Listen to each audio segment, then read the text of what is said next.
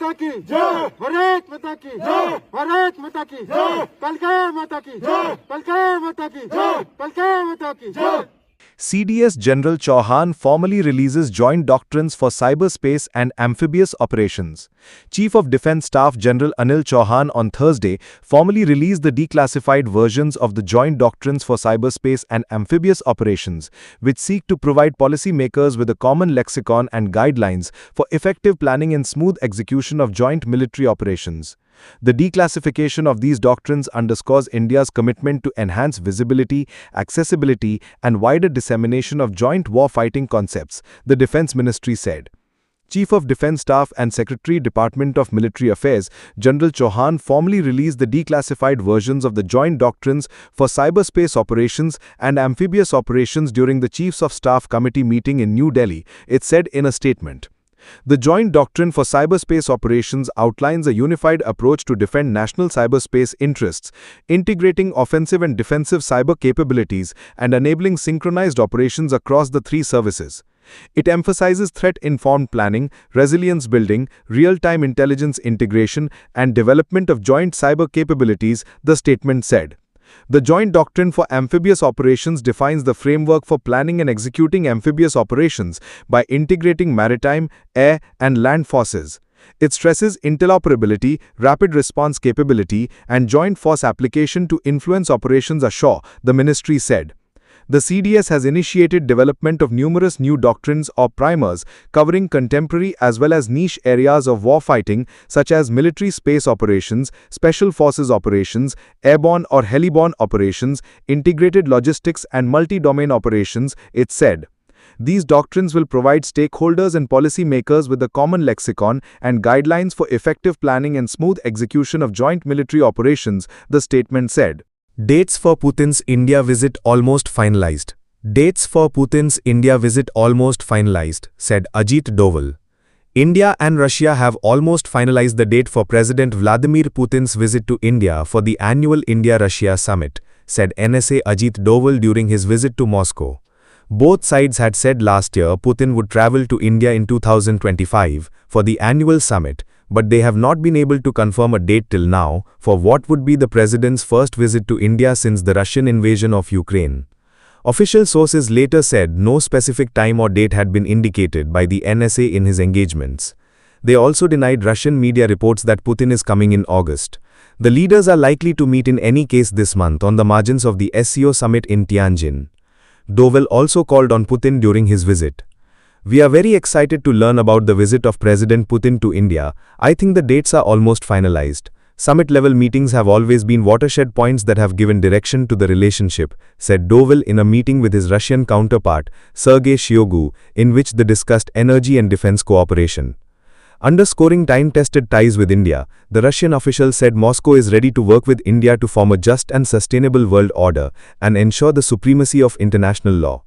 Putin's visit will also follow a US-India trade war that has been exacerbated further by US President Trump's efforts to force India to cut down energy and defense imports from Russia. With the Kremlin confirming that Putin and Trump are likely to meet in the coming days, India is hoping Trump would be successful in brokering a Russia-Ukraine ceasefire that would take care also of some of the sticking points in India's ties with the US. Doval was briefed about US Special Envoy Steve Witkoff's talks with Putin that led to the announcement about a Trump-Putin meeting. EAM S. Shankar is also scheduled to travel to Moscow soon. Doval expressed hope that the Modi-Putin summit would provide new directions for the development of bilateral ties and produce a tangible and substantial outcome. Doval further said that under prevailing global uncertainties, the India-Russia old strategic and privileged partnership has got a very special role to play. He also thanked Russia for support after the Pahalgam terror attack. Shoigu was quoted as saying that for Moscow, the most important thing is to comprehensively strengthen the special privileged strategic partnership with India, which is based on mutual respect, trust, equal consideration of each other's interests, and the desire to promote a unifying agenda. Fear of Operation Sindoor. Pakistan and Turkish Navy conducted war exercises for the first time in Karachi, did live firing. Turkey Navy, which sent its warship during India's Operation Sindoor, has conducted a major war exercise with special forces at Pakistan's strategically very important Karachi port. Pakistan state media says that during this bilateral exercise, emphasis was laid on enhancing maritime cooperation on both sea and land and the use of each other's weapons. In this naval drill held on Wednesday, practice was done to land soldiers on the shores from the warship, increase coordination, and prepare themselves to deal with attacks. During the exercise, both the navies also did live firing drills. Turkey is constantly engaged in upgrading Pakistan's navy, which also includes Augusta 90B class submarine. According to Pakistani media, drills of operations from land to sea, security of the battle fleet, and military operations in urban areas were also practiced. Live firing drills and strategic coordination and preparation in a war environment were also extensively focused on. He said that this bilateral exercise shows that the partnership between the Pakistani and Turkish navies is very deep. Recently, Pakistani Navy Chief Admiral Naveed Ashraf visited Turkey. There he was awarded Turkey's prestigious military honor. There are strong diplomatic, economic, and defense relations between Pakistan and Turkey. Turkish warship arrived during Operation Sindoor. Turkey is playing a big role in modernizing the Pakistani Navy. Apart from the modernization of submarines, Turkey is giving many ultra-modern weapons, including killer drones, to Pakistan. Both countries have often been conducting joint military exercises. Turkey is giving Miljam-class warship to Pakistan. Under this, the first warship, PNS Babur, joined the Pakistani Navy in the year 2023. Earlier, Pakistan was badly frightened during Operation Sindoor. The Indian Navy had targeted the Karachi port. During this tense time, Turkey sent its military aircraft and a warship to brother Pakistan. There were reports that Pakistan only had 4 days of ammunition left at that time. After Operation Sindoor, both Pakistan PM Shahbaz Sharif and Army Chief visited Ankara to thank Turkey and met President Erdogan. Turkey has been continuously supporting Pakistan on the issue of Kashmir. During Operation Sindoor, Turkey gave thousands of explosive drones to Pakistan, which were shot down by the Indian air defense system. Erdogan wants to become the caliph of the Muslim world, and that is why he is continuously giving weapons to Pakistan, which is equipped with nuclear power. After Operation Sindoor, Air Force and Navy to place mega orders for BrahMos missiles. Soon after they caused significant damage to Pakistani military infrastructure during Operation Sindoor, Indian forces are placing mega orders for the Indo-Russian joint venture BrahMos supersonic cruise missiles.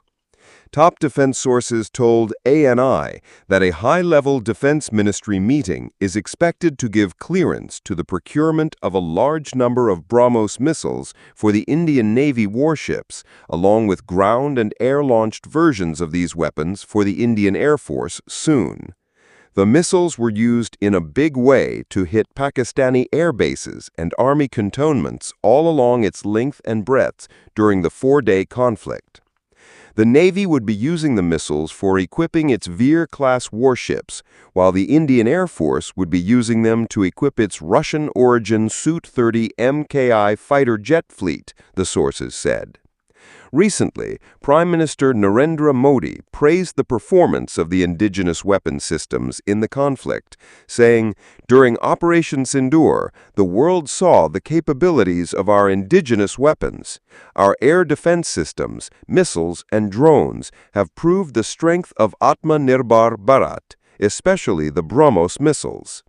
In the first phase of the conflict, when India launched attacks on terrorist infrastructure in Pakistan, including the terror headquarters of Jaish-e-Mohammed and Lashkar-e-Toiba in Pakistani Punjab province, the BrahMos missile was the main weapon of choice for the Indian Air Force, which hit targets with great precision.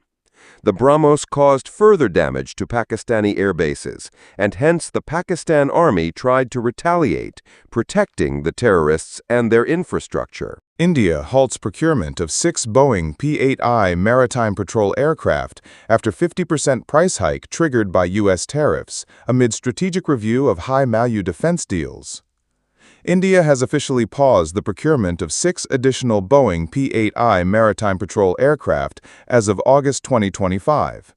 The decision comes after nearly 50% price increase, driven in part by a 25% U.S. tariff on Indian exports. The move comes amid a broader review of high-value defense acquisitions as the country grapples with rising costs, evolving geopolitical dynamics, and a renewed focus on strategic autonomy. As per reports, the Ministry of Defense (MOD) had previously signaled willingness to proceed with the acquisition despite escalating costs. The recent announcement of a 25% U.S. tariff on Indian exports by the United States, effective August 7, 2025, has triggered a strategic reassessment. The proposed deal has not been definitively cancelled, but is under review in light of the altered cost dynamics and broader policy considerations. India's initial P-8I contract was signed in 2009 for 8 aircraft at a cost of $2.2 billion, followed by a second order of 4 more in 2016 for over $1 billion. The Navy has consistently advocated for a total fleet of 18 aircraft to ensure full spectrum monitoring of the IOR, especially amid increased Chinese naval activity involving submarines and vessels operating under the guise of survey or anti-piracy missions. The U.S. State Department had approved the sale of 6 additional aircraft in May 2021, estimating the cost at $2.42 billion. However, due to supply chain disruptions and other global factors, the projected cost escalated to approximately $3.6 billion by July 2025, a 50% increase from the original estimate. The sudden imposition of a 25% U.S. tariff on Indian goods, announced under the current U.S. administration's America First policy, has had significant repercussions on defense trade relations. Accompanying this move has been reported diplomatic pressure on India to increase procurement of American platforms, including the P-8I and F-35 stealth fighter jets, to counter China's growing influence in the Indo-Pacific. Indian officials have expressed concern and disappointment over the development, with the Ministry of External Affairs underlining that India's defense procurement decisions are rooted in national security imperatives and strategic assessments. As a result, the MOD has opted to pause the P-8I deal, which is seen as part of a larger reassessment of high-value defense deals involving the United States. Boeing's footprint in India, which includes a workforce of 5,000 and a contribution of $1.7 billion to the Indian economy, may be impacted if the deal remains suspended. However, ongoing collaboration for maintenance of the existing P-8I fleet, including support at airworks facilities in Hosur, Tamil Nadu, is expected to continue uninterrupted. Operationally, the Indian Navy relies heavily on the P-8I fleet to monitor over 50 naval vessels and 20,000 merchant ships in the IOR. The current fleet has logged over 40,000 flight hours, and the Navy has maintained that additional aircraft are essential to ensure coverage, redundancy, and effective maritime domain awareness, especially for the Eastern Naval Command. Reports suggest that earlier in 2025, momentum had built within the MOD for approving the additional procurement, despite reservations over the elevated $3.6 billion cost. The Navy had underscored the aircraft's advanced surveillance capabilities and its compatibility with indigenous missile systems such as the NAS-MMR, which has a 350-kilometer range. However, the U.S. tariff announcement has shifted the decision-making calculus. According to sources, the procurement is currently halted but not definitively suspended, indicating a possibility of revival depending on future developments. Talks reportedly continue around renegotiating pricing under the U.S. Foreign Military Sales Framework.